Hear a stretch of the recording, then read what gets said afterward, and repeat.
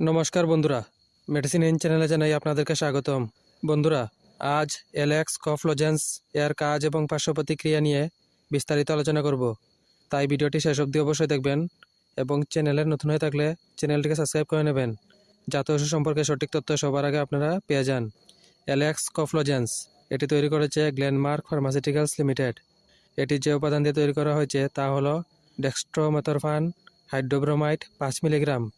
Alex lozenges dry কফ বা শুষ্ক কাশির চিকিৎসা করতে ব্যবহৃত হয়। এছাড়া সাময়িক কাশি যেমন ঠান্ডা লেগে যাওয়ার কারণে হওয়া কাশি, ফ্লু বা অন্যান্য কারণে হওয়া সাধারণ কাশি হলে এই লজেন্স সেবন করার পরামর্শ দেওয়া হয়ে থাকে। এই লজেন্স সেবন করার নিয়ম হচ্ছে প্রতিদিন 3 থেকে 4টি লজেন্স খাওয়ার পরামর্শ দেওয়া হয়ে থাকে। এই লজেন্স গর্ভবতী মহিলারা সেবন করার আগে অবশ্যই চিকিৎসকের পরামর্শ নেবেন। এলেক্স লজেন্স সেবনে সাধারণ কিছু পার্শ্ব প্রতিক্রিয়া দেখাইতে পারে, তা হলো ঘুম ঘুম ভাব, মাথা ঘোরা এবং বমির ভাব।